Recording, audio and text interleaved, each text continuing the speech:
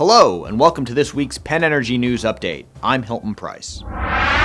China will become the largest crude oil importer in the world over the next 7 years, according to a recent report from Wood Mackenzie. By 2017, it is expected to surpass the United States in imports, with demand driven primarily by its motorists. By 2020, the study suggests China will be importing 9.2 million barrels of oil per day. In comparison, the United States import requirements are forecasted to drop to 6.8 million barrels per day.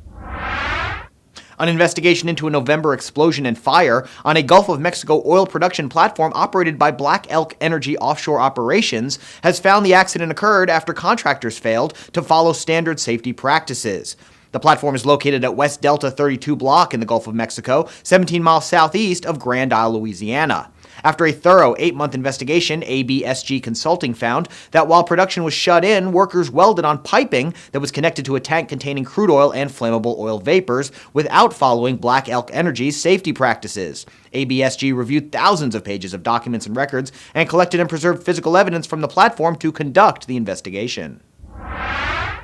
The Bureau of Safety and Environmental Enforcement has announced a step to strengthen safety and environmental protection on the U.S. Outer Continental Shelf. A proposed rule implements best practices and updates regulations regarding production safety systems and equipment used to collect and treat oil and gas from offshore production facilities. The proposed rule will revise 30 CFR 250 Subpart H oil and gas production safety systems to address recent technological advances.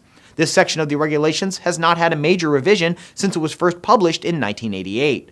During that period, the industry's use of subsea trees and other technologies have evolved or become more prevalent offshore. The public is invited to submit comments through October 21st.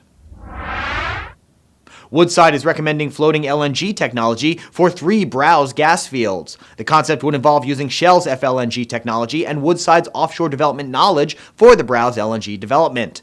Woodside's decision follows the evaluation of alternative development concepts for Browse after the announcement in April this year not to proceed with the onshore development at James Price Point.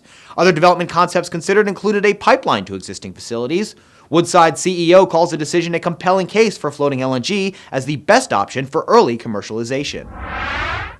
ConocoPhillips has announced it has closed a transaction for the sale of its wholly owned subsidiary, Trinidad and Tobago Holdings LLC, for $600 million plus customary adjustments.